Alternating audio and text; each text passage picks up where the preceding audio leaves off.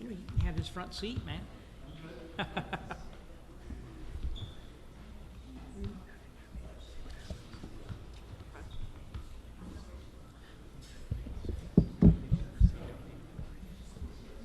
Council persons, will you please speak pretty heavily into the mic tonight? We have a new sound system that we are using.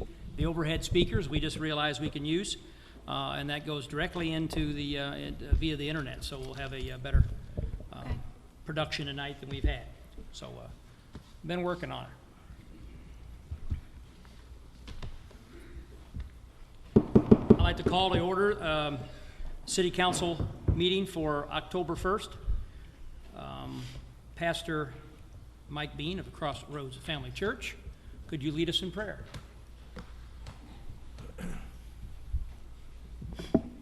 Before I start, I just want to announce to everybody our annual Christmas celebration is coming up for the community.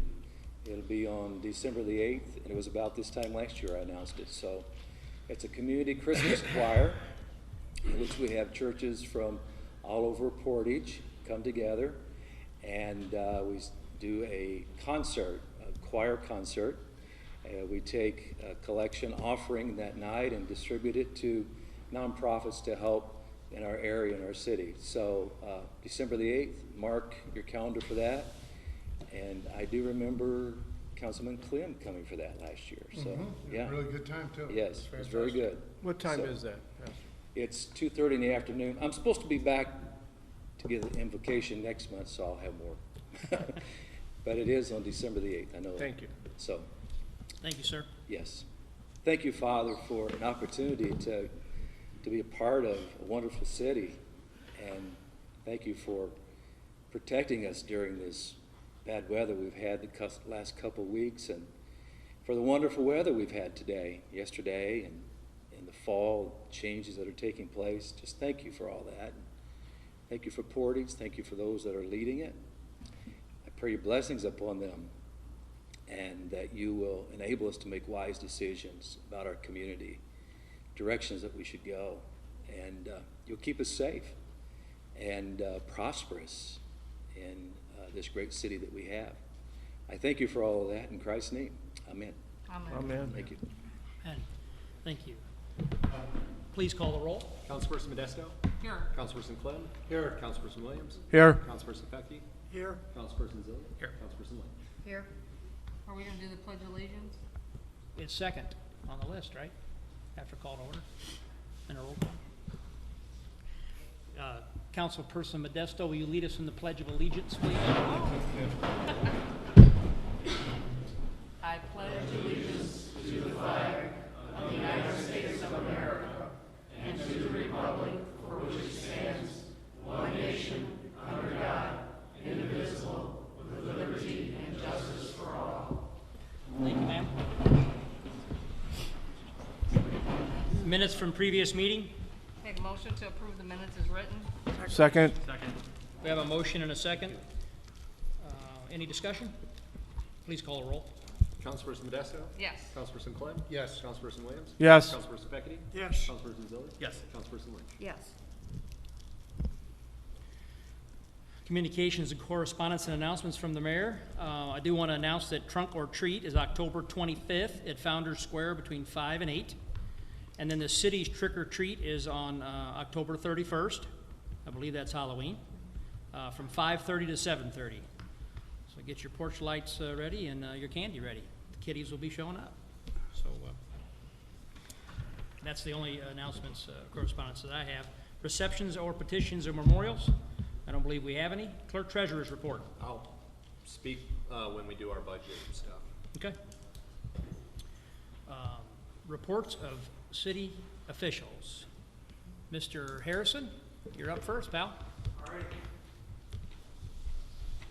Speak directly into the mic, please, so we can get you caught on camera. Update on the projects. Willow Creek is almost finished. We've been waiting for Reith Riley subcontractor to come in and stripe. Their machine broke down, so they're a little delayed. It has yet to be repaired.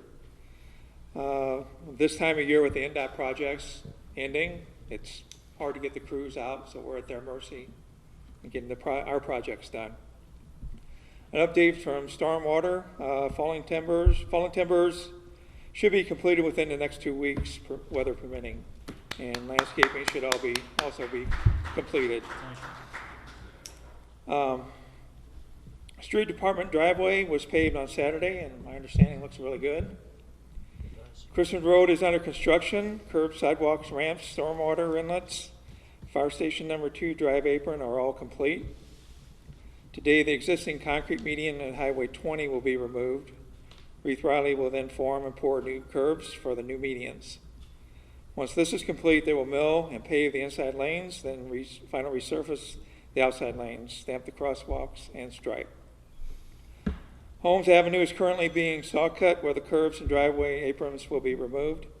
They're also cutting the asphalt in preparation of Grimmer construction, coming out to install the stormwater infrastructure.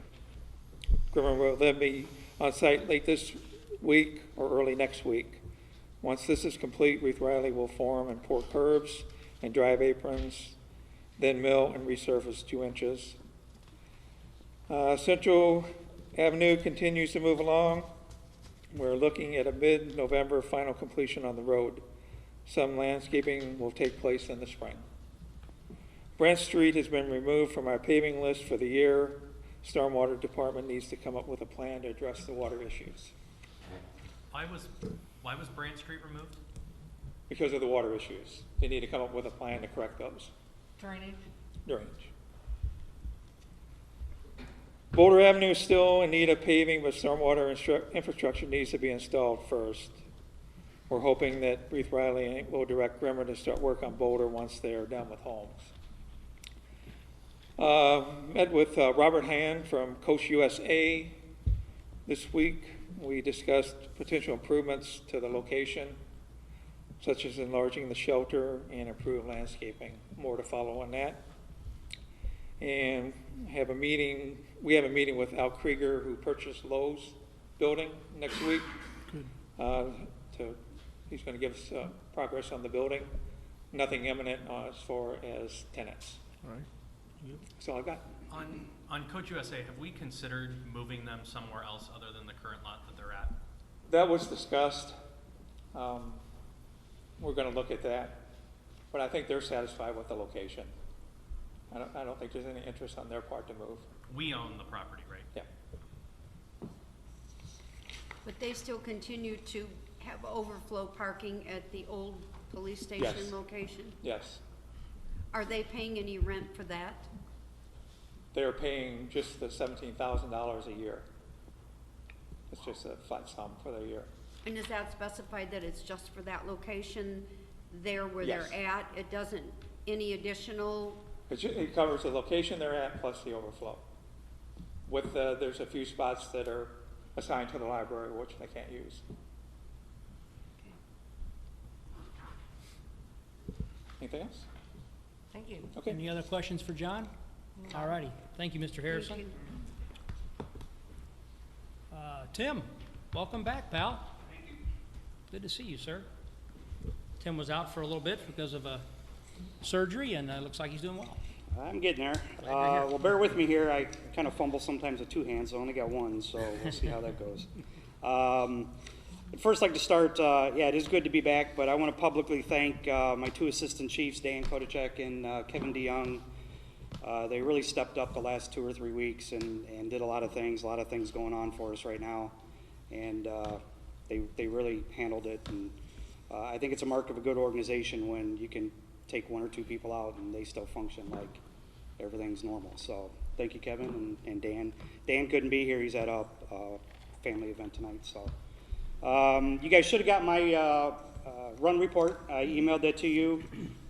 We had, I think it was 418 calls for the month. 419, and that's about 14 calls a day. So right about average, maybe a little bit above. It was kind of a busy month for us. We are in the middle of fire prevention right now. We typically start that a week ago, and we're finishing up this week. We've been in the schools for the past couple weeks doing fire prevention programs to the kindergartners and I think 1 through 3rd grade, is that what it is? 5th grade? And then also having lunch with the students as well. So if you see our firefighters out in restaurants the next couple weeks, it's because they're trying to stock up on some good lunches, I guess. So, but it has been a very good program for us. We reach literally thousands of kids that way. We've been doing it every year for the past, I don't know, probably 20 years almost. So it's been a good project. We will finish our fire prevention with our open house on Saturday, so you're all invited. It's October 5th, this Saturday, from 10 a.m. to noon, and it will be at Portage Fire Station number 3. So, and I believe we are cooking hot dogs and things again, Kevin? Yes. So we'll feed everybody, or at least until we run out of hot dogs. So please come on by, take a look at the station, and meet some of the firefighters. We'll have some things on display as well. As you can see, we're wearing pink again. October is Breast Cancer Awareness Month for us, so the entire month we will be wearing pink every day. So again, we've been doing that for a number of years as well. If you guys are interested in getting some supporter pink t-shirts, we can set you up with those as well. Just let us know. Okay? We did also log about 1,300 hours of individual type training for the fire department, ranging anywhere from driver operating training to company training to fire prevention and specialty training. So 1,300 hours in 1 month is a pretty significant number. We do have, I can kind of talk about this, I don't know if Chief Williams is here or not, or who's going to speak for the PD, but we have been meeting with the committee on the USS Indianapolis commissioning. Things seem to be going pretty well there. I think we're getting everything together pretty well there, so we should be ready for that. We do have a pretty good amount of participation for the fire department during that whole day. The Navy and some others, they are kind of requesting, you know, a few things from us to make sure that the ship stays safe and everybody that attends it is safe as well. They are still anticipating about 10,000 people to the event in the Port of Indiana, so that's a pretty huge event for, you know, just 5 or 6 hours. So rest assured we will be prepared for that. Our radios have all been programmed to the new 700 IPSC system. We've been ready for a little while now. We're kind of waiting on other departments to become ready. We are presently operating on the old 800 system because our old system that we had, the VHS system, is down. It's not reliable anymore. We're actually looking at trying to take that move to the new 700 system a little sooner than some of the other departments. So hopefully that'll happen pretty quick. We did also receive 2 grants. I think you guys were all made aware of it through a press release. One of the grants was for $23,025, and the other grant was for $17,944. I'm going to let Kevin come up and talk about it. He is the one who wrote the grants for it. So if he wants to come up and give you a real quick summary on it, then we'll answer any questions you guys got. So the $17,000 grant, both of these were through the same program.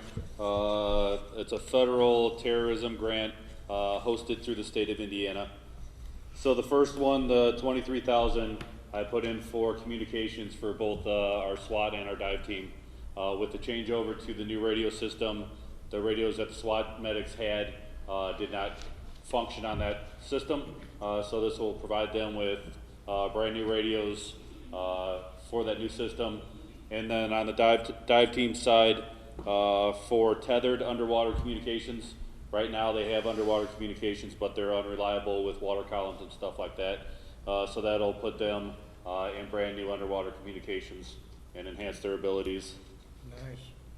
The other one is for the $17,000 one was for Rescue Task Force medical equipment. So the new trend towards if we have a large casualty type incident where we have to go in and help a bunch of people, we're purchasing 19 bags full of equipment that we can quickly go in, put tourniquets and stuff like that on people and help a lot more victims than we had the ability to before, just because of the amount of equipment. So, lucky enough to get both of those grants.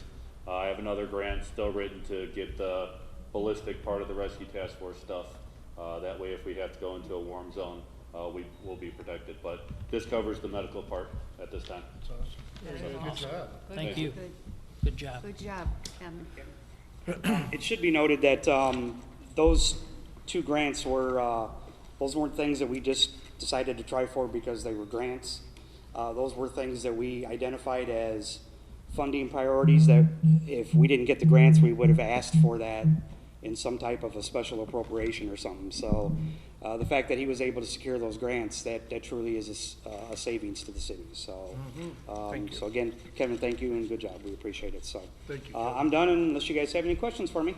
I have a question, Tim, on the USS Indianapolis that's coming. Yes. Is there gonna be, I mean, are you on that committee or, Well, we're kind of on the city committee. The Okay. USS Indianapolis has its own commissioning committee. They're privately contracted through the Navy and the government. They come out and they kind of keep everybody organized. But I am on it as far as the city goes, yes.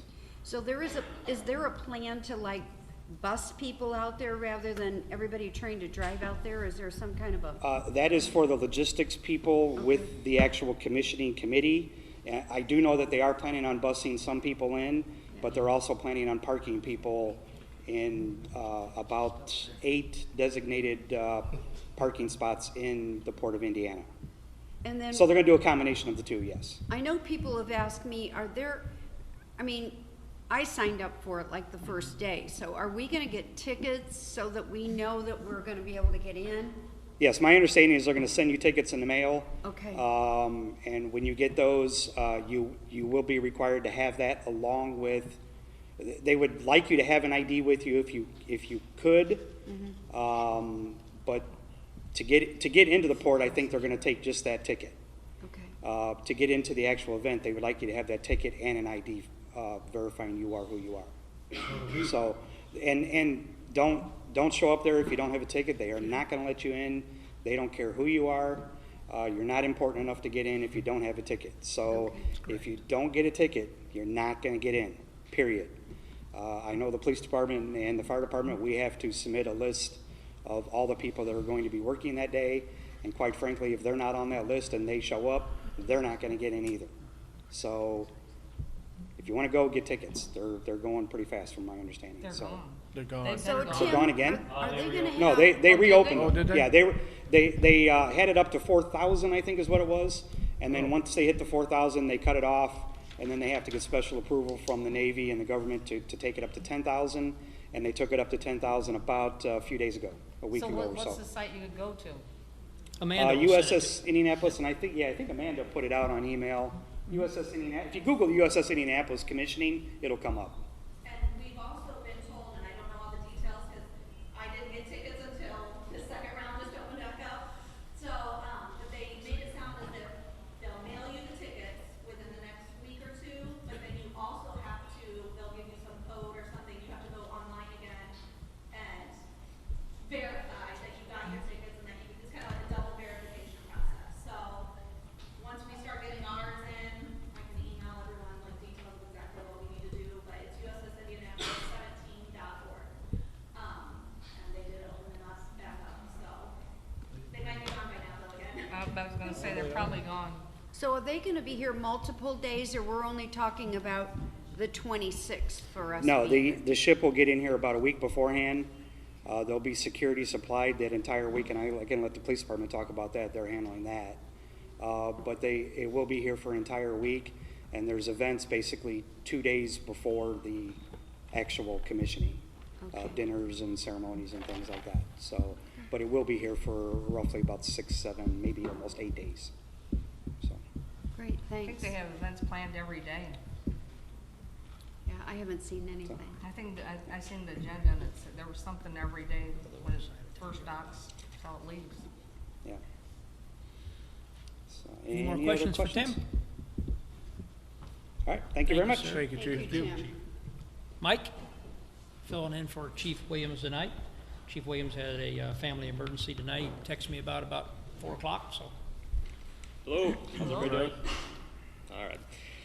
All right, yeah, I'm filling in for the chief tonight. So, first of all, our calls for the month, we had about 2,722 calls, which shakes out to about 91 calls a day. I think that's pretty consistent for the summer months through there. Obviously, we peak in the summer and it goes down a little bit in the cooler months. But right now for the year, or through the end of last month, we were at 26,608 calls. So staying busy. So that being said, I want to say thanks to the patrol division.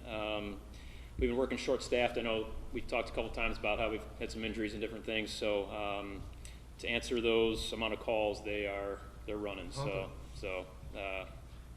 good job to them. So Yes, kudos. in line with the people that were missing, we have 2 openings right now. We had a hiring process a couple weeks ago, and once we got through the agility test and the written test, we were down with 18.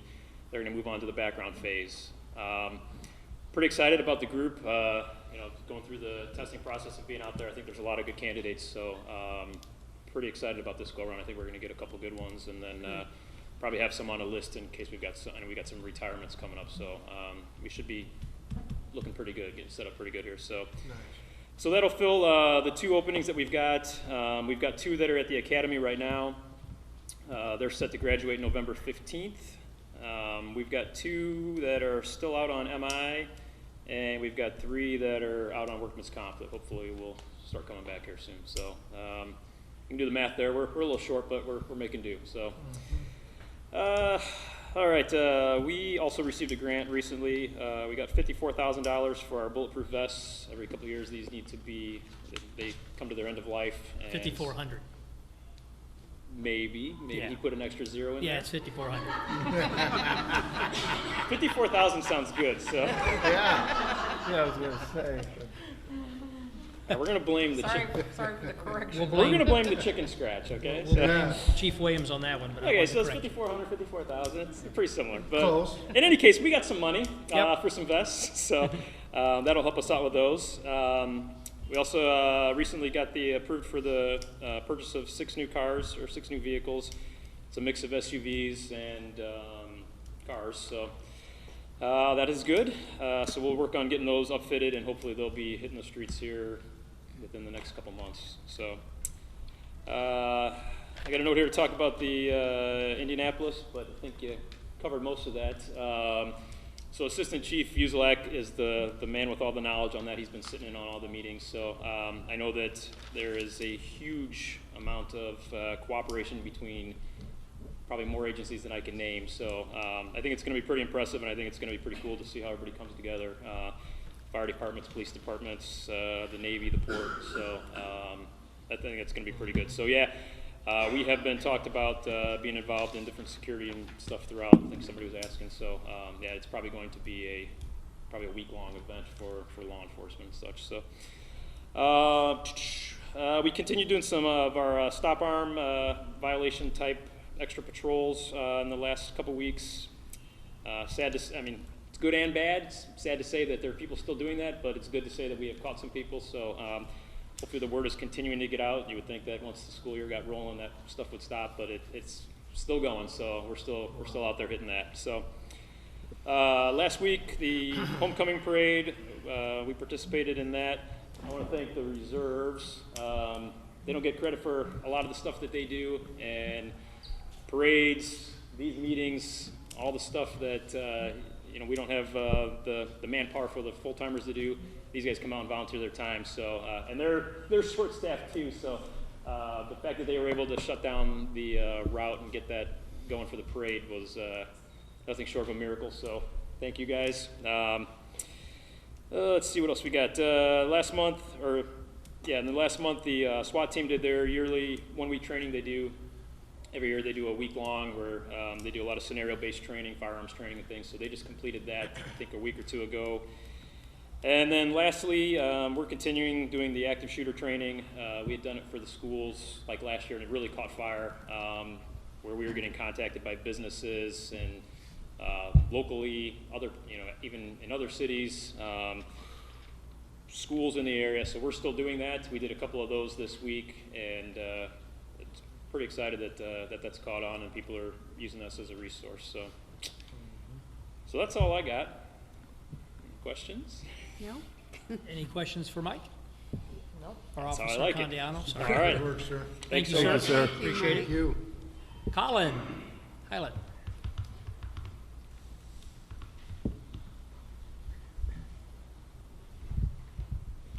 Good evening, everybody. Just a quick note, you've heard me speak in the past about the US 20 properties that we own, the old Don's Motel and Castaway Motels. We have about 13 acres over there. Right now we are actively pursuing the sale of those properties, and right now the going rate is between $50,000 to $90,000 per acre, depending on how many acres we actually sell. We're getting a lot of inquiries out there, mostly from, actually 100% from trucking companies. A lot of small trucking companies, mom and pop shops looking to expand. Actually, all of them are in Portage, and they're looking to expand their operations and potentially build a facility. So just wanted to mention that note. On our website tomorrow, we'll have postings for the development opportunity on that, and we actually are actively marketing that through a real estate group as well to, companies in Illinois and also Portage, Northwest Indiana, to see if we can get the best offer here for those properties.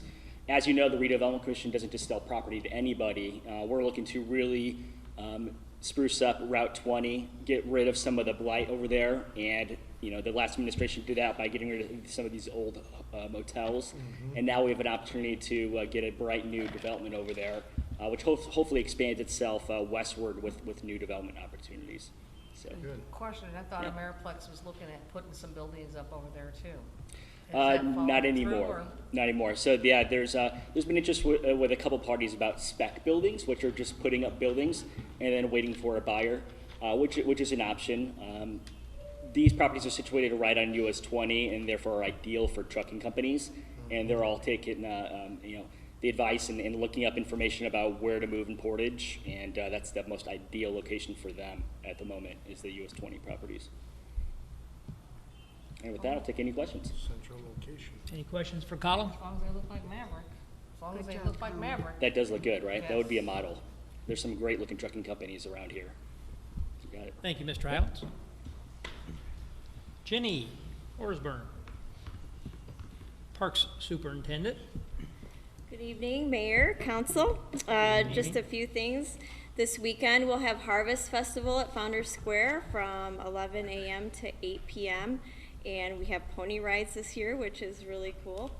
We're also looking for a couple extra scenes for our Haunted Hayride, again, our most popular event of the year, which is held at the end of October.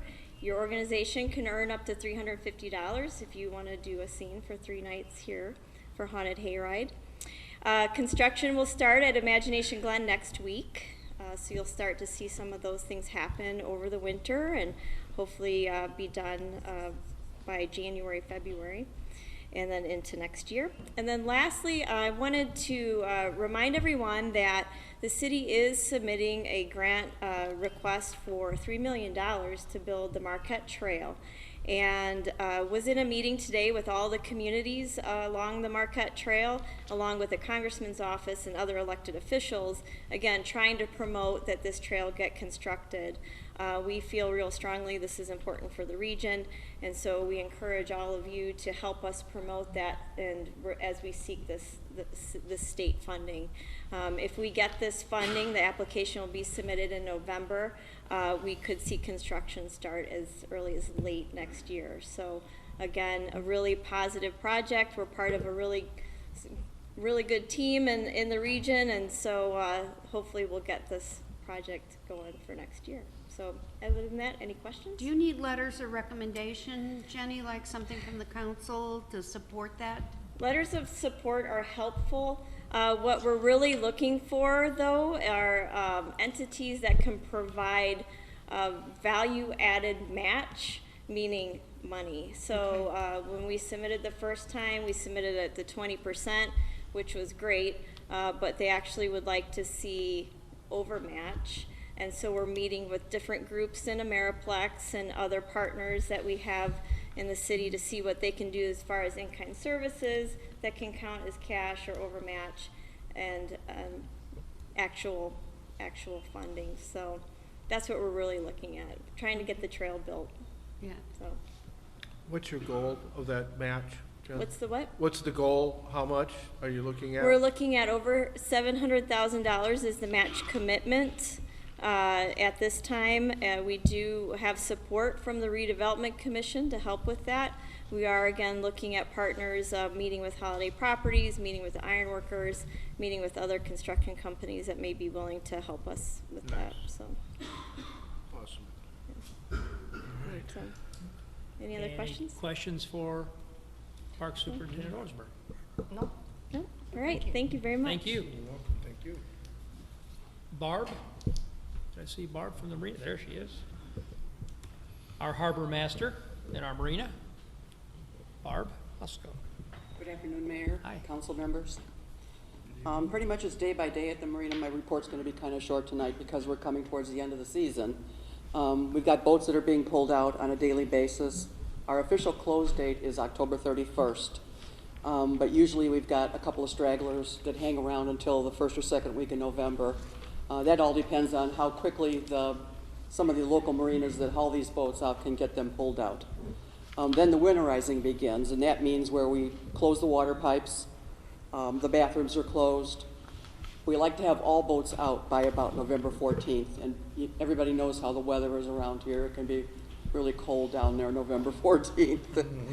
The launch ramp does stay open, though, year-round, as long as we don't have too many sub-zero days where it freezes over. Last year we had, I think, 4 or 5 days where it froze over and people weren't able to fish, but people still do fish. The public fishing pier does stay open too.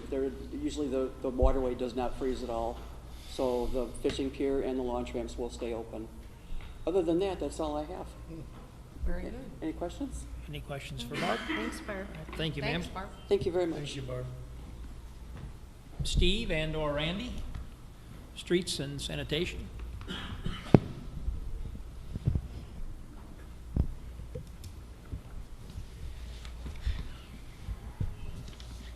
Evening, everybody. Evening, Steve.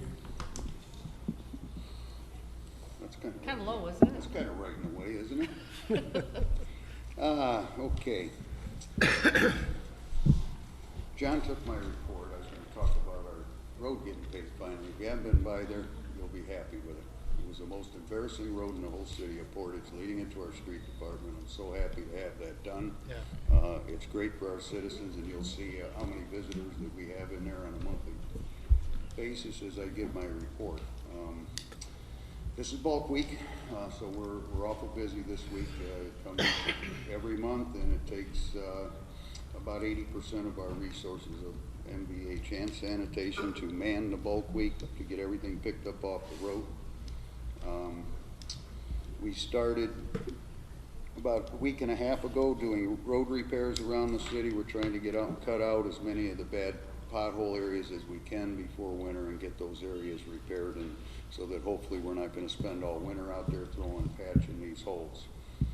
We're busy at our compost site right now. We've been pushing the pad of all the leaves from last year. We've got a pretty good pile that still remains there from last year's compost. We're looking at getting a screener to get that stuff clean so that we can give it away and get rid of some of that stuff and make room for what we all know is coming. We did get all of our wood, limbs, and branches ground up now, so, and had 80% of that carted away. There is wood chips out there, and we have some at our yard if somebody is looking for wood chips. We had a busy weekend. Last weekend we probably had at least 6, 8 call outs. We had trees down all over the city. We had flooded roads all over the city. We closed many, many roads down, and our guys had a long weekend out there trying to make sure that we could get through all the roads that were passable and make things safe for our citizens. Just a little report that I had our secretaries put together. I know how busy our gals are in the office on every day, and we've never tracked this stuff before, so I asked them to do a little homework this month for us, and for the month of September, we had 700 people come into our drop-off yard with waste and debris to haul into our facility. We issued 168 new yard passes. As you know, we've been talking about that. We started the yard pass in full mid-August, I guess, something like that. So September was our first full month of running the Yard Pass program. Currently, we passed out over 1,400 yard passes at this point. And the good note of this whole thing is that from August to September, we had a reduction in our dumpster weight of 18 tons. So by monitoring closely who comes in and uses our site, who puts stuff in our dumpsters, we think we're having an impact on the amount of stuff we're paying to get rid of. Yes. So we hope that number continues. It's there for our citizens. What we've tried to crack down on is out-of-town people that have been sneaking in and contractors and all, whatever. We've tightened it up, and I think we're going to see a pretty good savings from that. We received 872 phone calls last month. Most of those were requests for services, pickups, requests for information, and complaints. We seem to be the complaint department for the city, whether it involves our street or sanitation or anything else in the city. That's where we try to get back and answer every one of those complaints we get, so it keeps our girls pretty busy in there. We did mow 6 yards last month. They were billable through the citation process that we do for tall grass, and we process those invoices. We also processed 105 bulk item charges. That's for pickups during non-bulk week, that we go out and pick up couches, whatever's put out on the side of the road that won't fit in your toter. 4 of those have been disputed and will probably be appealed. Also, we passed out 20 new toters. Some of those were to new residents, some were replacements. Our road striping crew has been very busy this summer. Last summer, I'm going to start up with last year's numbers so you kind of got an idea what these guys do out there. We have a first-class paint shop down there. Last year, 2018, we put down 374,880 feet of paint. At the price of what a contractor would charge us to do that paint work, at their going rate is 50 cents a lineal foot, it would have cost the city $187,444. Our crews put it in for less than $60,000. Nice. One example that we did this year, we got a price to restripe over Central Avenue from Pryor down to Willowdale Avenue. The price to do that was $6,924. Our guys did it for $1,000. This year, and the totals are still running, to date we put out 400,530 feet of paint. And we're still going. That's 1,173 gallons, 75 miles of paint that our guys have put down. And if you do the calculations on the 50 cents a mile, the savings are huge, what we're able to do by having our guys do the painting services. We're continuing on with that. We've got some projects going on downtown that we're going to continue on. We had a little tough time with some paint peeling up, and we're trying some new applications, trying to get that right and get that corrected. Trying to add a little character to the downtown where we spent tens of millions of dollars in development down there, to add a little class to our downtown area. Good job. Good job, Steve. Question? Keep up the good work, sir.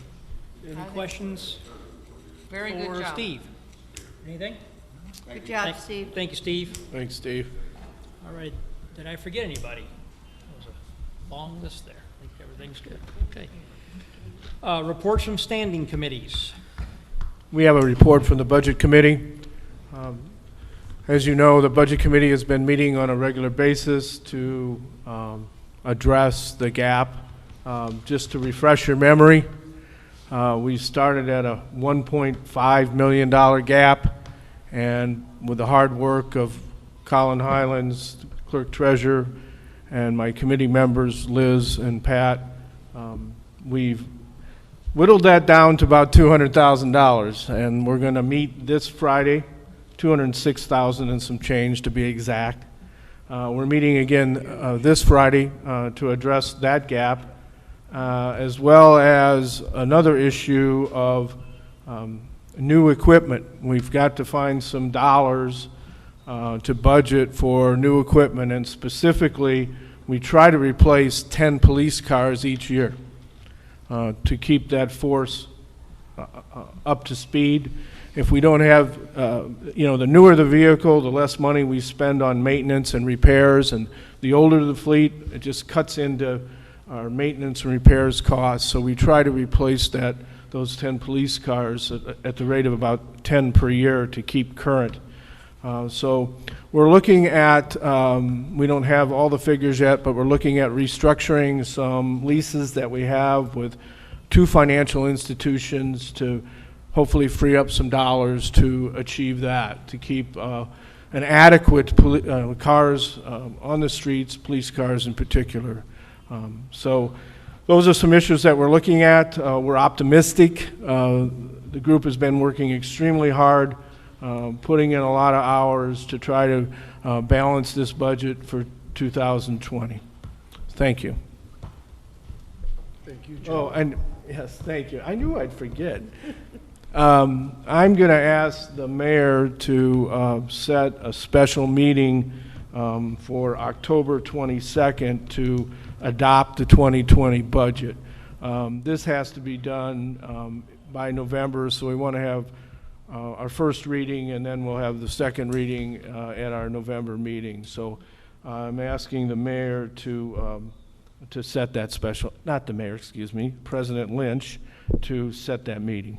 And just to clarify, it'll actually be adopted at that meeting. We had our first reading at the Oh, thank you. last. So soon I forget. Yeah.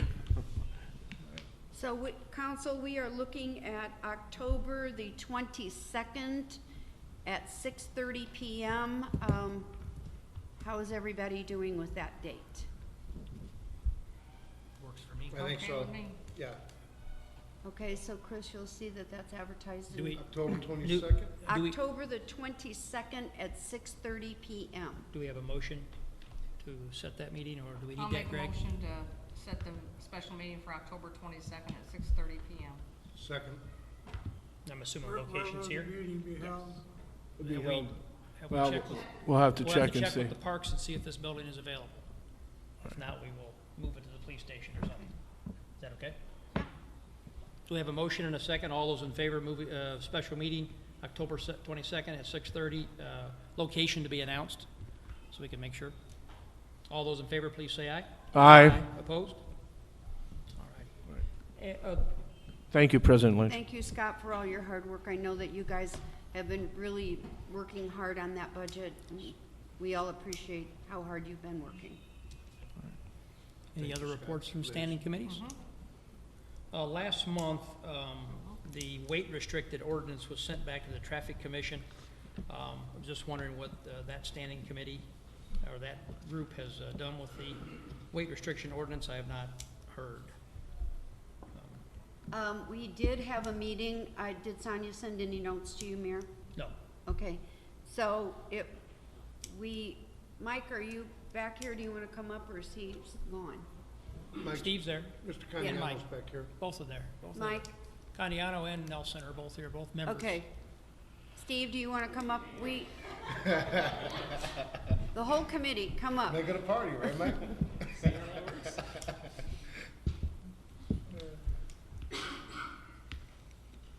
So I believe we determined that that wasn't our call initially, right? The weight restriction and the $10 fee. Yeah. I'm not sure where that initial figure came from. Yeah, I mean, I think what our thing was the fee we weren't really as concerned about. As I brought up in the meeting, just the idea of having it out there is it's already, just having those signs up there has already cut down a lot of the truck traffic we noticed just by driving around. So, I mean, which ultimately is the goal. I mean, my opinion was it was ultimately the goal to not necessarily be a fundraiser, you know, raising funds, but to basically just cut down on that traffic to save the city streets. and obviously the goal of it was not to impact our local businesses and such. It was for the people that were using those roads basically just as a thoroughfare, which is where our concern was, the trucks that aren't doing business here in the city or delivering goods here, they're just driving through. Yes. So how we get to that point, I'm not entirely sure, but that was what I think our consensus was that we were trying to get to. Yeah, I agree with Mike. The issue, as you know, I live out by Swanson Road, and those of us that live on Swanson down here, we got semis driving up and down our sideways. Our roads are not built to handle that kind of weight. So we took this on as a challenge to cut down on this truck traffic going through town, and I would say the fee or the fine is kind of up in there. I think it can't be too little, or it's not worth their time to pull them over and give them a ticket. It needs to be substantial of some amount. I think Sonia expressed to us, though, that there is a lot of work to the paperwork part of issuing out those. If I remember correctly, she was saying that she thought that $10 wasn't enough. I would agree. I don't think it even covers the time of a clerk to do the paperwork. It certainly costs more than $10 to sit there and do the paperwork. Yeah, because I don't think the fine wasn't it was more on the cost of the permit. It's processing of the permit, right? Yeah. I thought that was what was. Well, to clarify, the 10, the 100 is just the fee. The fine is in the ordinance schedule separately. Right. And that's much higher than $10 or $100. I don't know what it is off the top of my head, but it's probably $250. It was the fine that was debated. It wasn't the fee. The fee was already established. No. It changed We the fee. The fee was changed from The $10 fee was to $10 and Mark suggested to to get be the permit. $100. We never touched the And that's I that. thought he amended the fine. No, it was the fee to just get the permit. It And wasn't the fine attached to driving your truck. And I think there And have, Are you all looking of to make those, it more or what? If I could for a second, and the We're reason looking it to was make more than vetoed, 100? the I reason, would think the re- 100 is minimum. the reason it was vetoed is because $100, in the mayor's opinion, was too much. We were trying to get our local businesses to have a permit and a sticker to come and do local business along Willow Creek and Central Avenue corridor, not for people to drive through our trucks to drive through our city and use it as a drive-through. And to be able to do that, we need to have a permitting process. After we had a conversation with our legal counsel, and we come up with the amount of money we believe that it would cost for the sticker and for the paperwork, we felt because statute doesn't allow us to make money on permitting, that $10 was the fee. I vetoed it because the council raised it to $100. And that's $100 one time for every truck it's not $100 per truck, it's $100 per business to give those permits and those stickers to as many delivery companies they have. For example, Strachan Van Tills would have over 112 a week that come and deliver there. That was not $100 or $10 for all 112. It was just for Strachan Van Til to have a permit to allow those 112 trucks to come each week. It's not a money-making situation. It's just so they do not get pulled over by the state police coming through our city, so they know where they're going and where they're restricted to go to. The state police are doing more pullovers than our police are, because when they come off of Route 20, they follow them to the city because there's a 12-ton limit for big trucks. So the travesty, the harmful part of this is we do not have the 12-ton limit in the ordinance other than to place a sign at the entryways, and we also do not have any way to have permitting for those local deliveries because there's no ordinance. And we also don't have the length of the truck part in the ordinance because, again, the ordinance did not get passed because of the fee. So my suggestion was, and I believe our suggestion was to send it back to the traffic committee because that's what was asked to be done by the council president. She leads that committee, and her members, two of the members are here along with herself, and I believe there's two other members that are not here. And I would just like to know what the Traffic Commission's recommendation is to get this taken care of with a reasonable fee. And at this point, I don't know I think we're still talking about fees and penalties, and it's just a $10 fee to get a permit to be used by local businesses to hand to their delivery companies. It's not a money-making situation, and that's where we're at. And still don't know if the Traffic Commission made any determination on the Can I ask a ordinance. question, Mayor? Yeah. On our ordinance and our signs entering into our city, is there local traffic, local truck traffic only? Nope. See, I think that's Because our ordinance doesn't say that. This ordinance would have addressed that. I think that's where we're messing up at. We need to have those signs say local traffic only. Well, and then if they get pulled over and they have documentation saying I'm going to such and such Portage address to make a delivery, they're obviously coming in to service our community. Sure. Greg can correct me if I'm wrong, but I believe our ordinance right now does not say anything about local traffic. It just says we are allowed to put up signs that limit weight. So you can restrict travel on various roads within the city based on weight. But it And doesn't. the permit would allow them to make the local delivery. Right. The idea behind We the just permit- want them to get permitted and know where the truck routes are, so they quit driving on roads that are not built to handle semis. The idea behind the permit would be so we wouldn't be unnecessarily stopping somebody to then see if they should be there, you know, or we Right. wouldn't be impeding their travel then unnecessarily. If they were permitted, then You'd be able to whatever see law- the permit right yeah, away. instead of just The stopping a sticker. truck randomly, because then that obviously slows down their day and you know, just everyone. that problem. So Councilperson Clem, that's what will be added to the weight limit sign right below it. Local deliveries with permit only. That's what I was at. There you Okay. Well, we got to have an ordinance. That's what I meant. And Okay. we're So still, this is going back to the traffic commission. well, that's where I thought it went, and then we don't have, I don't know where the status is, other than what we discussed tonight. Mayor, may I ask Amanda a question? Sure. Amanda, didn't we send out something to the businesses and we started collecting money from them? So originally, when this first got passed, we had to let the local businesses know about the 12-ton limit. Obviously, we want to let them know because we already put up the signs, and there are 12-ton limits on certain roads. So currently, those who are kind of taking the calls right now are basically telling the companies, yes, there's 12-ton limits. However, we understand we're not trying to impede you getting to our local businesses. So we kind of came up with just a permit, so to say, to let them know they can get to the straps and stuff like that. But currently we're not using money for it or anything like that because there's no ordinance that says to take money. Some people did send in money to begin with, knowing that it went to the council meeting to begin with, but then that money was sent back because. It was sent back? Yes, Okay. yes. So it's just kind of, we are having a lot of people call and ask, and then when the calls are coming, everyone is letting them know. We've had some people, so this is the good thing. Some people have called and just said, hey, we're trying to get from 20 to Valpo, and we say, well, then you need to stay on the board. So it has definitely helped take the trucks off the road, but we do need something in place to where we can actually give them purchase the stickers, give them the stickers, and have a process in place. So right now, we're just kind of handling them as they come and handling them as best we can. Has there been any? I guess the concern I would have is this creating extra red tape for our local businesses? I'm assuming their delivery companies change from time regularly.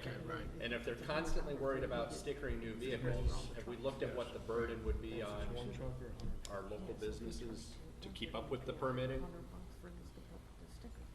You know, you mentioned, like, someone mentioned Strax a bit ago, 112 or something, and I'm sure that's not the same 112 every week. They have different vendors that come and go, and who's gonna keep track of all of that? But I don't think a $10 permit fee is asking a lot for our local businesses to keep their trucks on routes.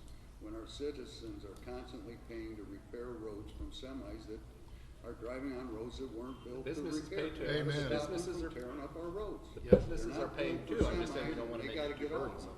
The other thing Right. is if you keep the permit fee low, if you have a business that's got 110 trucks, are you gonna be paying for 110 stickers for those, each No, one I of those already trucks? explained that earlier, that they would be one permit for $10 for all 112 trucks for Strax. And Strax would be in charge of administering those permits via paper and the document they would need if they got pulled over by the state police. So just to clarify, Strax would pay $10 and they would be issued a permit that they could give to every delivery truck that comes on their property? Well, that's what the original ordinance said. I'm not sure what the traffic commission has said, Councilperson Williams. Well, Because there's no report out of the traffic commission of what their decision was. We're Well- trying to report that tonight, I believe, so. Yeah, I understand that. So you have to ask that of the traffic commission. The original ordinance said yes to that, but that Okay. ordinance was vetoed. Well, And you all. can you guys take this up at your next meeting and then come back and give us some recommendation? And the other thing, do you Well, want well, we every asked for truck that, we asked for that this sticker on last, it so you excuse don't me, have to pull 'em over? excuse me, Liz, if I could. We asked for that last month, and we're here now, and we don't have any resolution to it. So the traffic commission, what was the recommendation of the traffic commission to do? Send it to the ordinance committee, or send it back to the mayor's office? So, Mr. Mayor, I have a quick question. So the ordinance says, upon payment of the permit fee, the city shall issue a sticker to the applicant for each vehicle covered by the permit. I think that gets to Liz's question. Yes. Are we gonna give out 112 stickers Correct. to Strax? That's correct. So that's gonna. So drive that up is the gonna cost right more than there. $10, And not only I that, guess. So how are we justifying a $10 fee for all of your trucks, but you may have 100 stickers, you may have one? I guess I'm confused on that. Councilperson Zilli, I said that $100 was too much. I understand that. That's not why what I vetoed it. I understand that. So the question I'm asking is, where was $10? Where did that come from? I understand it came from. Because we want Right. compliance. We want compliance, so our police officers and our state police and our roads do not, that are. And I'm in agreement. I think $100 is too high as well. That's why I voted against Well, the then the ordinance. the ordinance committee or the traffic commission should give recommendations to the council and to our legal counsel to rewrite their ordinance.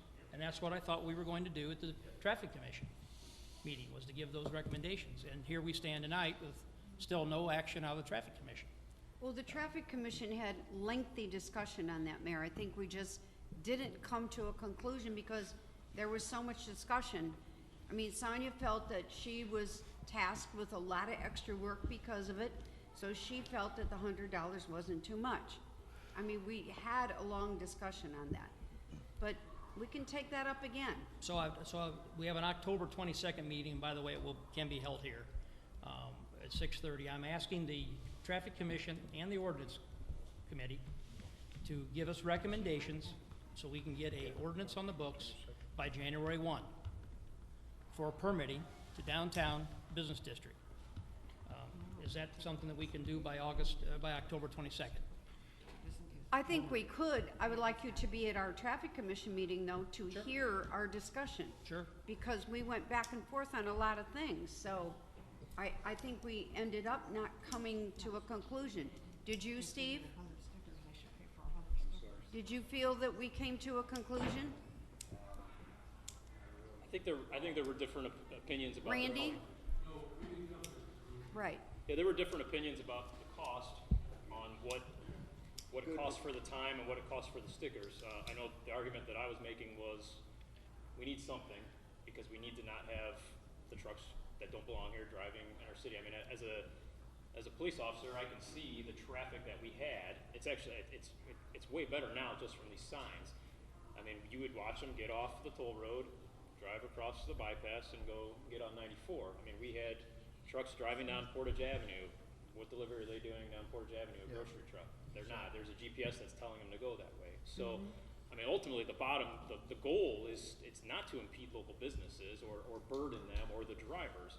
It's the people who aren't doing business here. I mean, I think we all agree there's no need for us to be a thoroughfare to go to Valpo or whatnot. So, I kind of equated it to like where we're at right now is I put up a speed limit sign. A large amount of people obey that speed limit sign. I'm not going to ask you who it is, but most people obey it just by having the sign and knowing that we're out there. Do I catch every speeder? Absolutely not. But if we didn't have speed limit signs, it'd be chaos.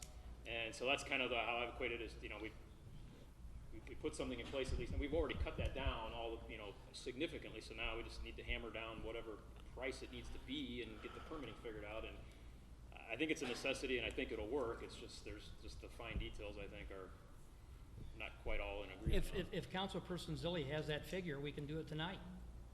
What figure? Well, I don't determine how much it costs to generate a permit. I'm not the mayor. I don't oversee those departments. So you presented $10. I agree, $10 is probably fine. I would have voted for the ordinance with $10. But my question is, you said tonight that Strax is gonna be issued a permit for their trucks. Correct. Are we gonna issue them 112 stickers?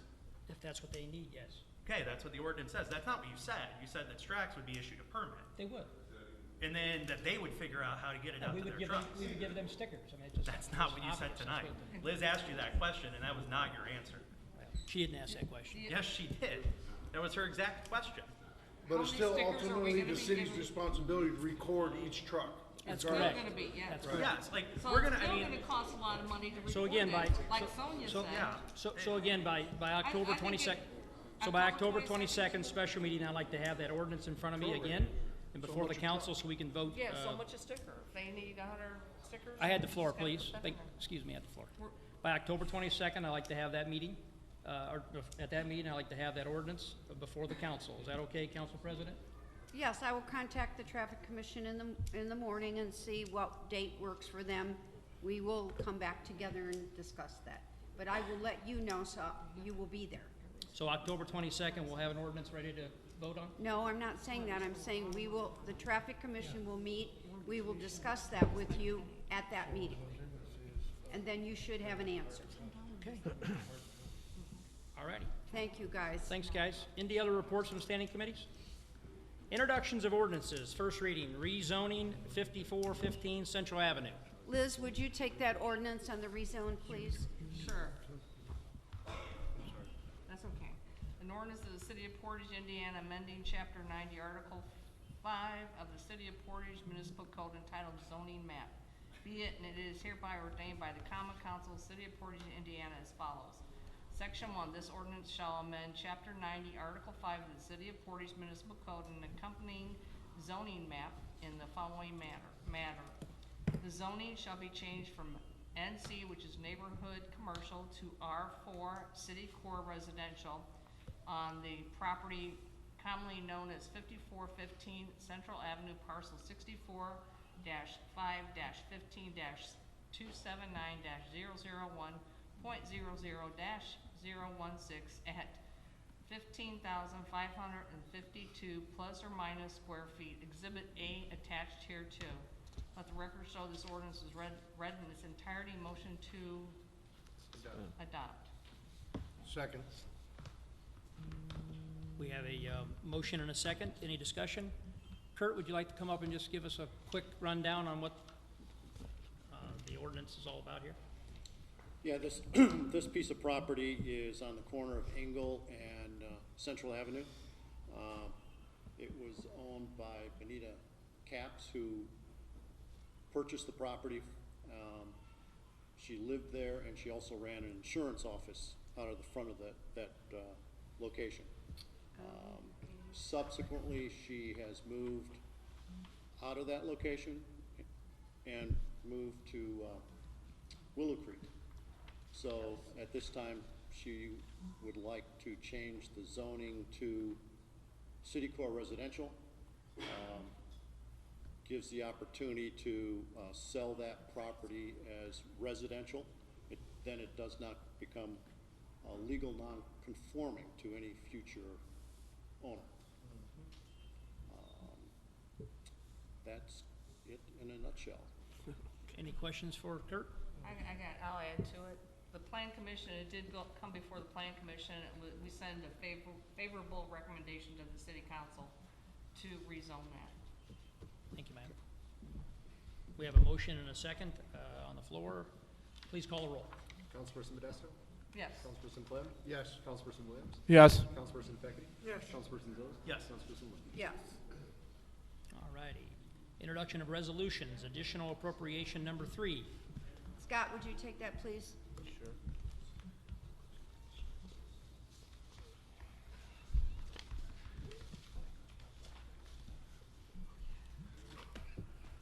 Resolution 19-.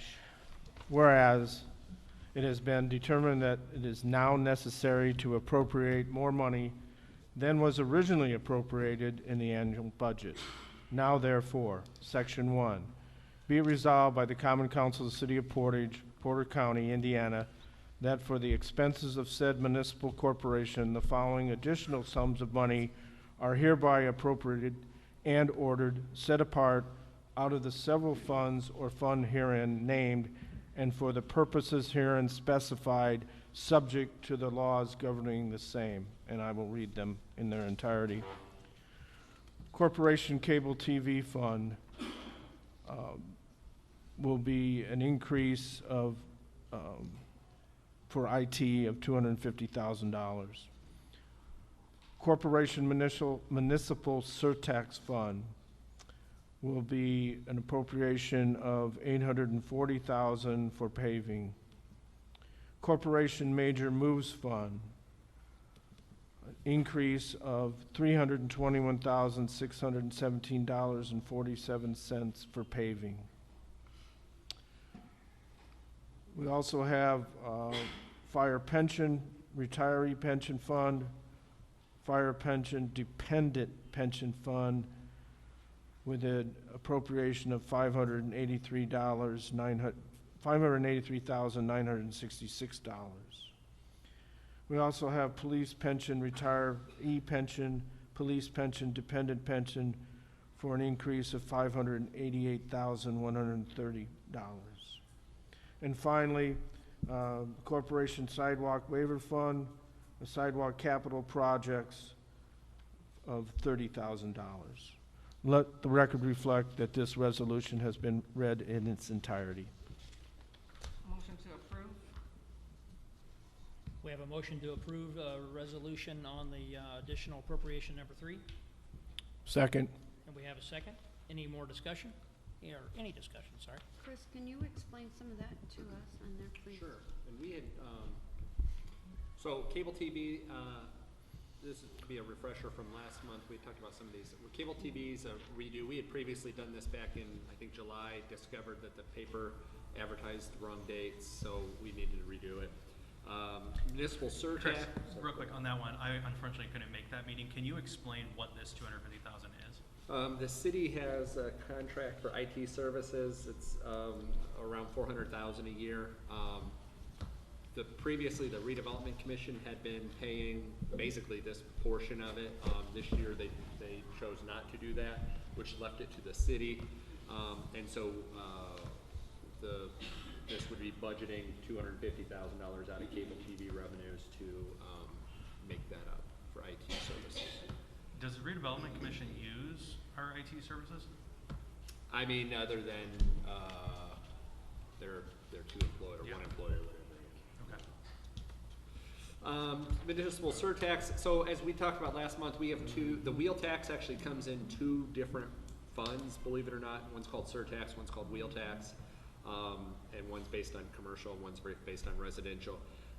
And so the wheel tax had been appropriated already. This is just appropriating the surtax fund.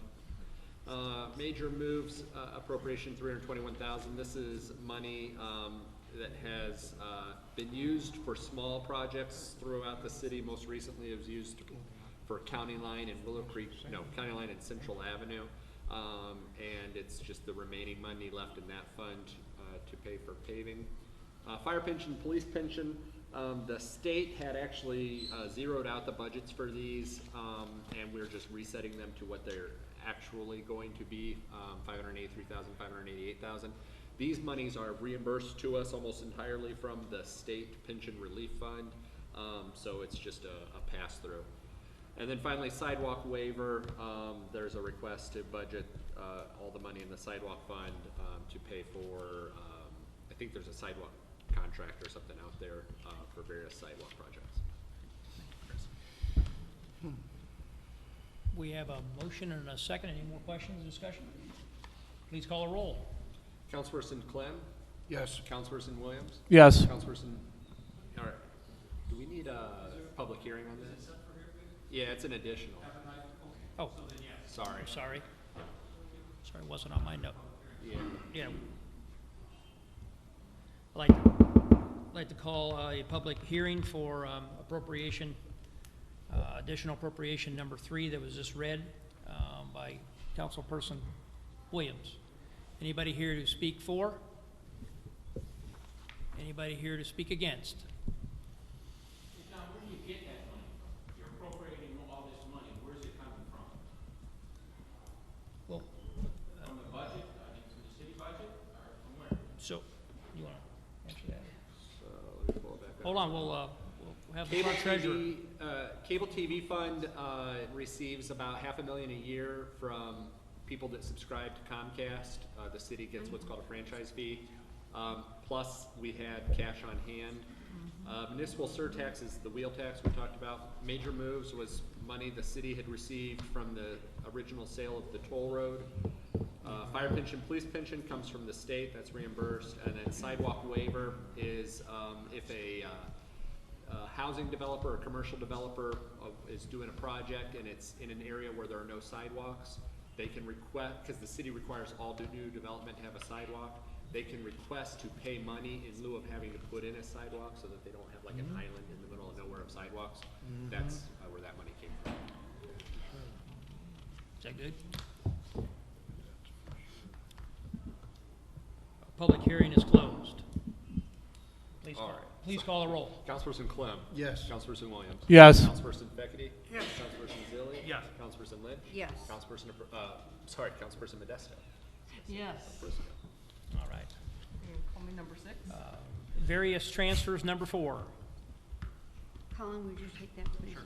Resolution number 19 whereas certain extraordinary emergencies have developed since the adoption of the existing 2019 annual budget, so that it is now necessary to appropriate more money than was appropriated in the 2019 annual budget. Now therefore, to meet such extraordinary emergencies, be it ordained by the Common Council of the City of Portage, Porter County, Indiana, that for the expenses of said municipal corporation, the following additional sums of money are hereby appropriated and ordered, set apart out of the several funds or fund herein named, and for the purposes herein specified, subject to the laws governing the same.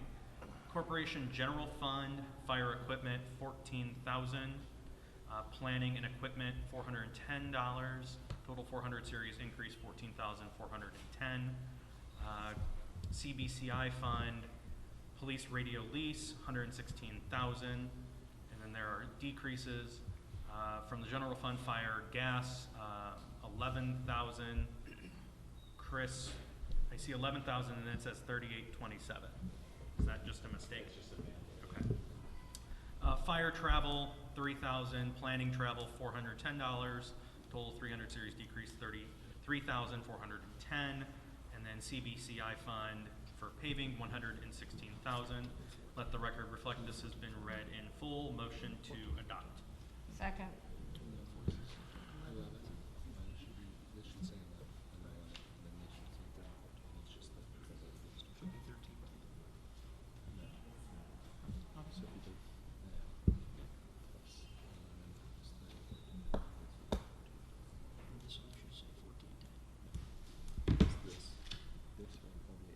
I got you. All right, thank you. Sorry about that. I thought it was a math error on my part as well. Apologize. That's okay. Sorry, was there a motion in a second? Yeah. Yep. I motioned and then I second. Liz second. Thank you. This is not open. This is not. No. So we have a motion and a second. Any discussion, any questions? So, just to, the planning and fire department requested transfers. The CBCI was appropriate, actually, I think you guys appropriated it last month or the month before for paving. And it's now being reappropriated to pay for the police radio lease. That's a lease, a 5-year lease the police have for their new radio system. We have a motion and a second. All those in favor, please say aye. Aye. Opposed? All righty, unfinished business. I'm sorry. Yeah. Oh, September temporary interfund loans. Sorry. Yes, Liz, do you want to take that, please? Sure. A resolution authorizing temporary interfund loans, whereas the following temporary interfund loans are necessary for the purpose of maintaining cash operating balances in the fund herein named.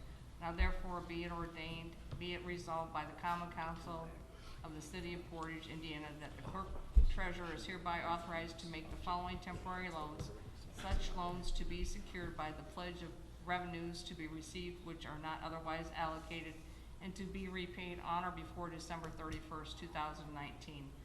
Date 8/29/2019 to general from cable TV, $500,000. The amount is. Date 9/27/2019 to will tax from surtax, $200,000 is the amount. Date 9/27/2019 to general from local road and street.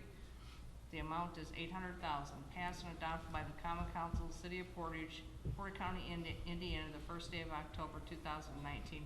Make a motion to approve. Second. We have a motion and a second to approve. Any questions, concerns, discussion? Chris, if you'd like to just.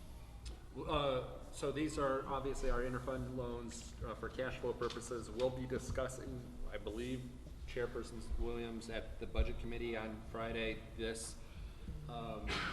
whether or not the city actually has the ability to pay these back at the end of the year. So it's something that we're gonna be looking at on, how to be able to close out the year. And to be clear, we can declare an emergency at the end of the year and extend that 6 months, right? Yeah, yes, and then you can extend them 6 months. The problem we're having is everything's coming home to roost, so we extended them the past couple years, and so it keeps growing. Yeah. And we had a good meeting with Carl Cinder, the city's financial advisor, and he doesn't know how much longer that can sustain itself. So he's had some ideas. Colin, Scott, the committee have all discussed it, so we'll be discussing it more on what we can do to address that. Why, just curious, the general fund seems it's up 1.3 million. What is causing the shortfall there? What is the $1.3 million gap? So one thing to clarify is, even though we're temp loaning 1.3 million, that doesn't necessarily mean there's a gap. It just means for cash flow purposes. The general fund got hit real bad this year on tax caps, and that's so it had carryover from last year. Plus, then tax caps have really compounded the issue. So that's one that we're working on. The council appropriated money for edit to provide more for MVH, because MVH is really stressed. So there's some different ones that are in distress. So we'll have to kind of work together to figure that out through the end of the year. We have a motion and a second on September's temporary interfund loans. Please call the roll. Let's see, Councilperson Williams. Yes. Councilperson Feckby. Yes. Councilperson Zilli. Yes. Councilperson Lynch. Yes. Councilperson Modesto. Yes. Councilperson Clinton. Yes. Unfinished business? Under unfinished business, Mayor, Yes. can you give us an update on the progress we made on the flooding of Willow Creek Road? Yes, I can, sir. So there is a plan that was approved by the USB board, which all the council members were part of, including myself, that we went into an agreement with the county to put some retention ponds and retention infrastructure on the east side of Willow Creek Road, south of 6, just south of the Bone and Joint Institute. That is in land acquisition at this point.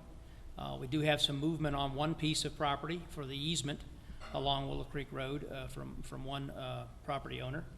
And then the biggest portion of the property, about 60 acres is needed for that, for the retention areas. We are in discussion with the owner of that property, again, after quite a long time of a delay because of the USB changing and splitting and such.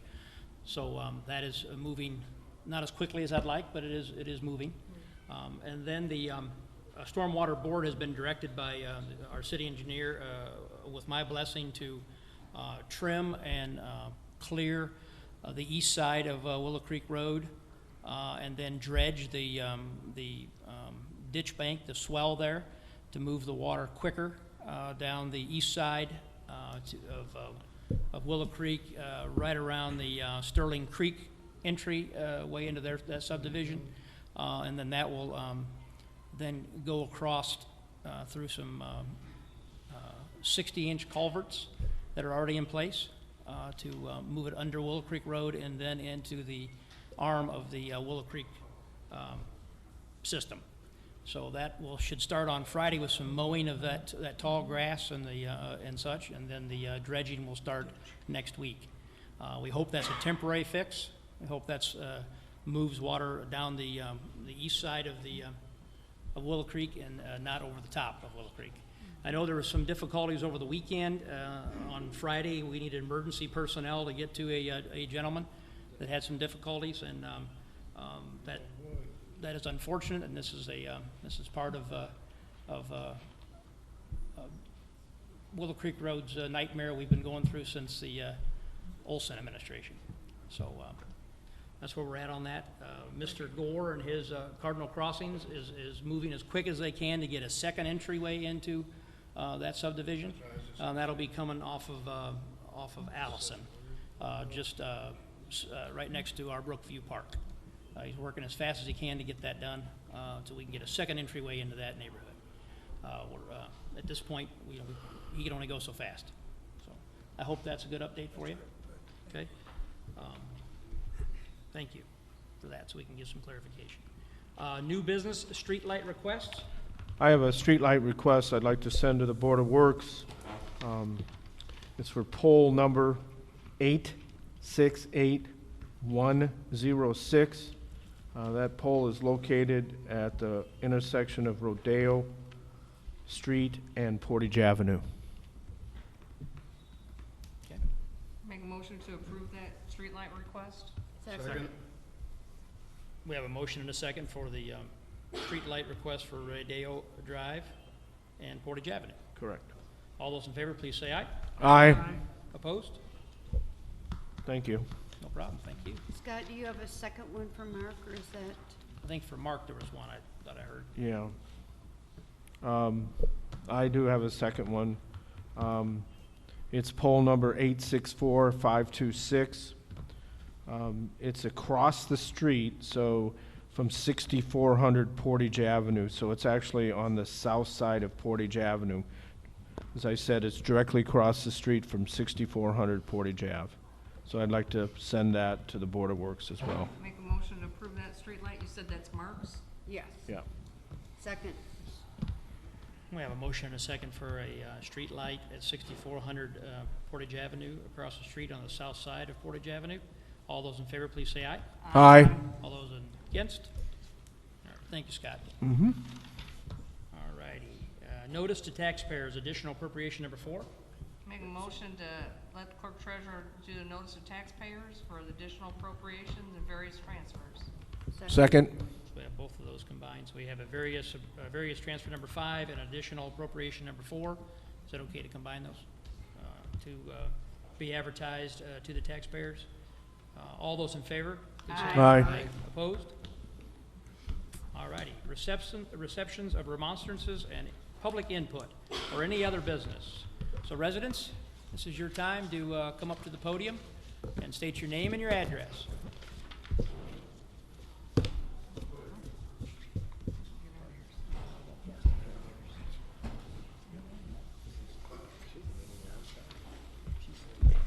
Good evening. My name is Douglas Hammonds. I live at 313 Jacobs Place. I watched the video of the last meeting, and myself and others are concerned and offended by a person, Mr. Cooper, that used the term lynch mob to reference a group of people who only wanted to be heard on a subject that is dear to their hearts, the Second Amendment, and then has made comments about a service dog being a pit bull in the derogatory fashion. As I watched this video, it seemed at least a couple council members enjoyed his little rant. One even made a comment that she sympathized with Mr. Cooper. So because of that and a few other incidents, myself, with the help of an attorney and a constitutional protection group, we have put together a small letter to each council member, which they will receive shortly via email. Now to answer these is your choice, but I have written all in the past and only 4 have answered, which makes it seem like they may be hiding something. So after you choose or not to answer these letters, the response or lack of will, along with past council history, will be posted on a website devoted to the hold all local, state, and federal government elected officials responsible for their votes and words. Last but not least, actions. This website was created because sometimes people in government need to be reminded that you, they, them, work for we we the people. Thank you very much. Thank you. Thank you. Thank you all.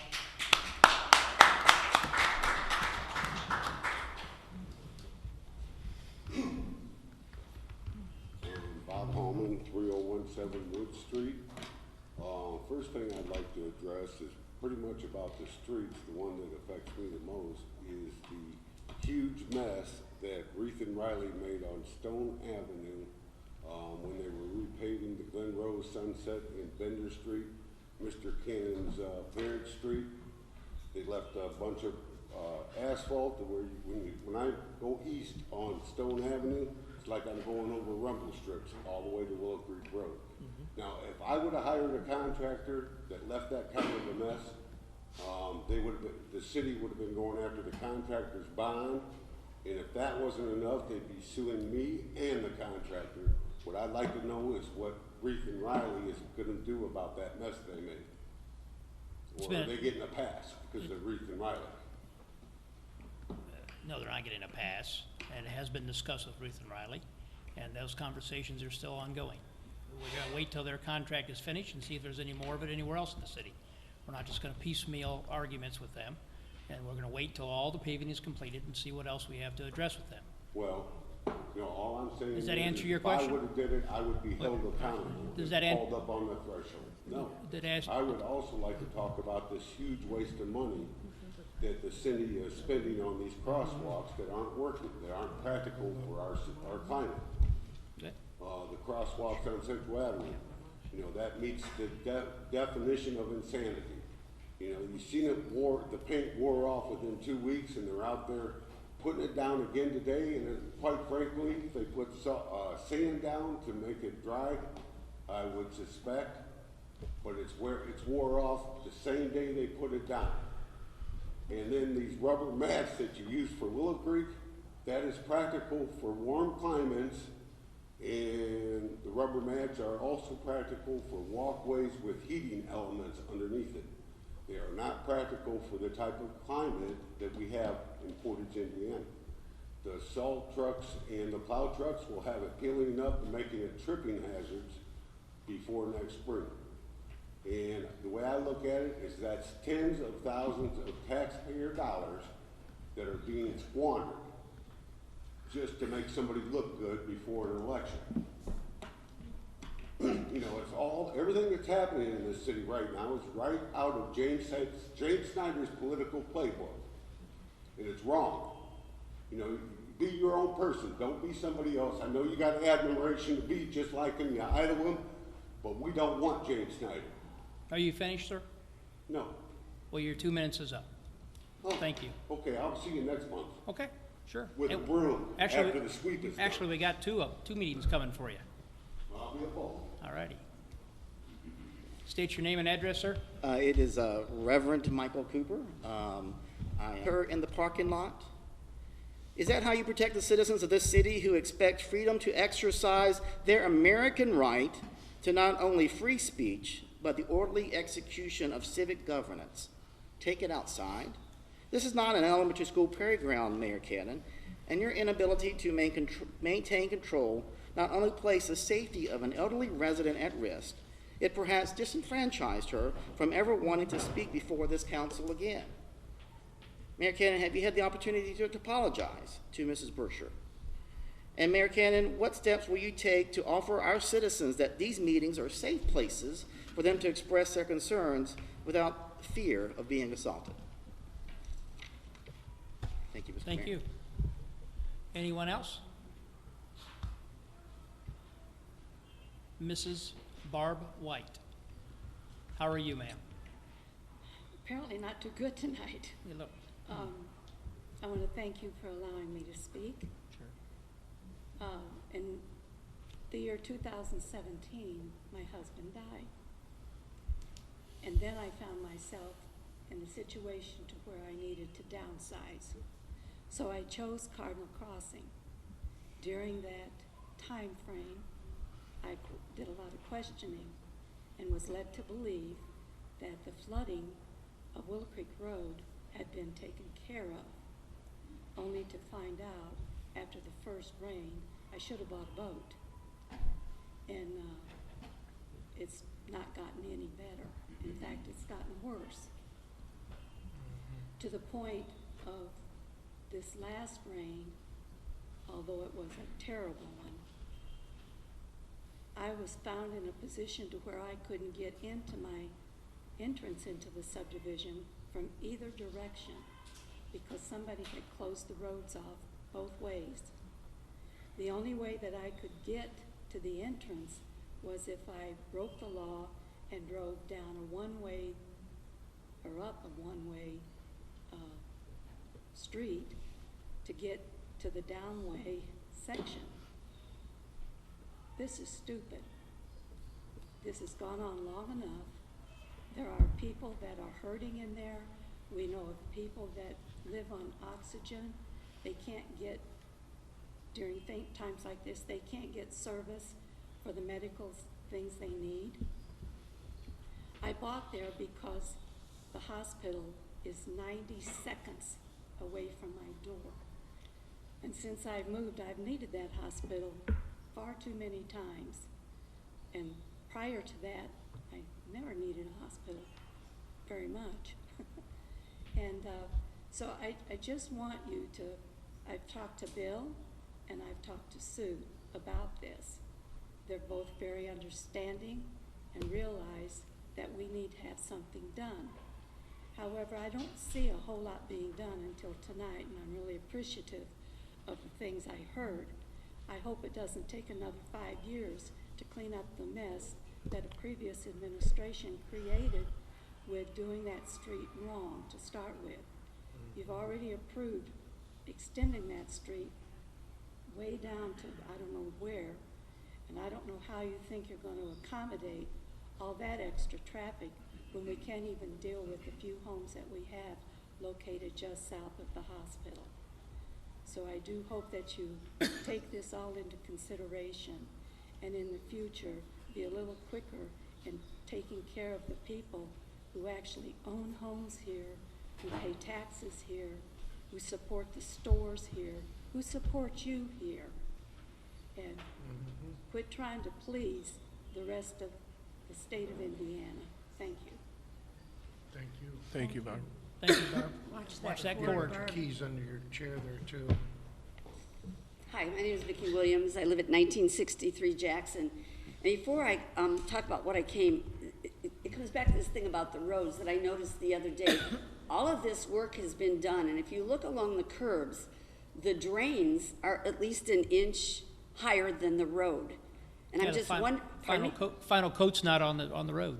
Pardon me? The final coat of asphalt is not on the road. Okay, that's what I needed to know, because I that was happens wondering about, every I time mean, they're- they've done all this striping, and I'm wondering why you would do the striping if you were going to go ahead and put another coating on the roads. Which road are you referring to, ma'am? Several of the main ones that have been torn up and redone in Okay, this last year, or Central- last few months. So Central Avenue is one of them that you're asking Central about. Avenue, any That- of those the- that are the brand south- new, any of them that are brand new, and they've already done striping, and it didn't make sense to me to spend the money and the time to do the striping if they're gonna turn around and put another set on there. Central Avenue is a federal project. It is required to have striping if you move lanes to the south side while they're working on the north side Okay, the part. bottom line is this, I just wanna know if they are putting another layer on there, or are the drains always gonna be an inch higher than the road I so that already they answered don't that, drain? ma'am. I already answered that, ma'am. Yeah, okay. Yes, that is the All case. right, And they have to here's, stripe, this, could I finish, this please? is the reason that I Could came about. Can I said- finish, please? No, because I've heard what you had to say, and you said it's not finished. So if it's Final not coat- finished, the then final that's coat of good. asphalt is not on Central Avenue until Okay, all and of it is complete. And that's all I asked. That's all I asked. I didn't need a big, long explanation. I just asked the question about the drains being higher than the road. You answered it. It's done. And- Thank you. And your now, husband's a my council member, and he question- can answer that as excuse me. well, because he was in No, charge of a USB excuse at me, the time. Excuse me, Mr. Mayor, this is between you and me. My husband has nothing to do with this. I said to you. Well, I tried to answer you, and you keep cutting me off. I noticed. My question was to you, And I answered just to ask. And I He is answered. not on the street department, he is not on that. And you answered the question that the final coating isn't done. Fine, that's it, done, I'm moving on. One of the things that's come up lately was that the candidates in the one party have agreed to run a clean campaign, and they signed something and took a little bit of heat about this, but it doesn't seem like that's happening all over the place. At the athletic fundraiser last spring, my husband was asked by his opponent, are you going to run a clean campaign? Which seemed like a kind of a strange question to ask. Scott teaches now and has taught in the past to USW affiliated unions all over the country as part of their ICD program. So to question on Facebook as to whether his signs are union made and say, mine are all union made, can I say that about my opponent? Well, if they weren't, and he weren't a union supporter, and I was an AFT member for 25 years, he would not have received the endorsements and, in some instances, money from the International Longshores Association, Northwest Building Trades, the International U.S. Local 150, U.S. Locals 1010, 1011, 6103, 6787, the Portage firefighters, and the police department. Ma'am, this isn't So a my campaign point- speech, No, please. my point is Do you have an this. issue with the city? I am asking. Do you have an I issue with am the city? asking- Ma'am, do you have an issue with the city? I am asking that if this is the way that you are supposed to be running clean campaigns, I'm hoping that everybody on the city council and all candidates respect each other at what they are doing. And there's still, there's still 30 days. And we're trying to get young people to come and vote. And I think the city council needs to, and all candidates need to be representatives of what good citizenship is. And that is my point. And yes, sir, it does have to do with the city, because you all should be standing up first as being the example, and it's not always happening. Thank you. Thank you. Anyone else? How are you, sir? Good. I'm surviving. Well, you look good. Frank O'Reilly, 5429 Timothy Avenue. And my question is to you, Willow Creek Road. Yes. Before we started this project, I came to you and I asked you, are you going to raise the manholes? Yep. You're gonna have an inspector. You told me Yep. the city has an inspector. Yep. And the manholes will be just like we had them. But I went down Willow Creek Road, and I'm sure many folks in this city's gone down that road, and there's a lot of thumping going on. Four of the 6 were able to be raised without removing the entire structure out of the ground. And the other 6 the other 6 of the 10, 4 of the 6 were raised, and the other 6 are still out there, and we're still having to deal with those. I believe there's Just more to- than 6, John. Okay. I believe there's a whole lot more than 6. 6 is the ones that we think we can raise still without taking the structure out of the ground. And the others, it's not going to be able to be done. And they're at the same level they were before. Okay, well, I was kind of in this kind of business before. It's kind of what I did in the construction business. And they have donuts. They do. And they can raise them lids up. And if Correct. not, And 4 let's of the do si- like the last administration does, concrete them in. 4 of the 6 were used, donuts were put on. Yeah. The others, they were not, because the donut's already on there. And they need another one, because Well- that's just not acceptable the way you have it right now. And it's gonna tear up the snowplows in the winter. I'm sure that the street department's gonna tear up a lot of them cutting blades by hitting them damn holes. Okay. And, I think it needs to be looked We're after, looking and into before it. that final payment's made, something The needs to final be payment on done. Willow Creek has been made. Well, then I'm sorry that you did a piss poor job. Well, I'm sorry you feel that way, Okay. because it looks great, and it's well. I didn't say it didn't look great. I Well, just said you said we did a. Sammy Maletta, when he put that road in the first time, he said no thumping. And by God, he got it done. I just don't know why you can't get it done. If you can answer that, that's great. But just don't tell me it can't be done, because I know it can. Well, because over there on Evergreen, last year, we had a problem with the manholes being down so low. All they did was concrete them up. I remember that, totally. You're absolutely right. They So were too it low. can be done, John. I It didn't can say be done. I didn't say it Let's couldn't be. get I it said done. I said 4 of them it cannot be can done. be done and it will be done, okay? Yeah. We all understand.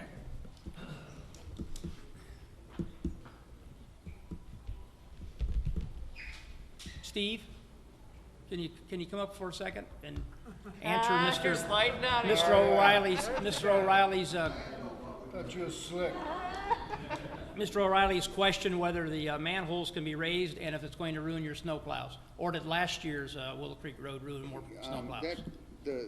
The raising of the manholes is done by our crew, the stormwater crew, and there's, increments of 1.5 inches that you can go. We don't have, there's no way to raise a manhole 1/2 inch. Right.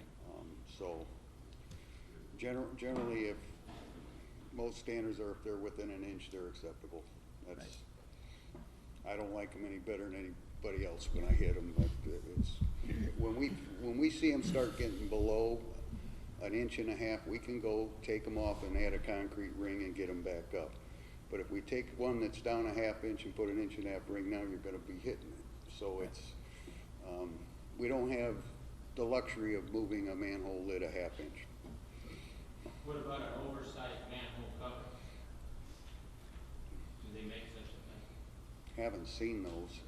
I'm not saying they don't make them, Frank. They might exist. We have gone, as you know, went out on Airport and raised a bunch and concreted them in. When they did that road a couple years ago, they were all down. And when they get down to 1 inch or close to that, we can go put that ring on there and get them up some, but And what about, we're kind of limited on how much adjustment. and what about snow plows this year compared to last year? Snow plows? Yeah. What about them? Well, Mr. O'Reilly's. For us, they're better if they're down. The 1/2 inch down is the best for us. That's We correct. don't like them up. Oh, you don't They will, like- yeah, oh no, I'm not they'll stop a truck if you get them up. So, Put 'em in. down is better than up. Yeah. Yeah, they'll break a blade. We've literally busted blades on them on the ones that are up, so we prefer them down a little bit. I know you get a little bump, but it saves tearing up equipment too, so. Thank you, sir. While you're up there, Steve, Almost got it. I know you had something to do with it, but I don't know how many years it took the entry road into your barns where you store all your equipment. It's about time, and it looks great. We're very Thank you. happy to have Thank that you. done.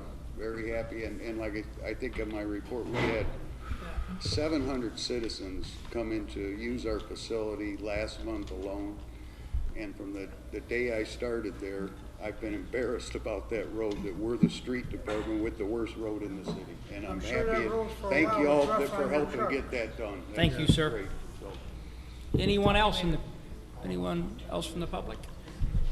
All righty. We Motion have to a adjourn. Second. We have a motion and a second to adjourn. All those in favor, please say aye.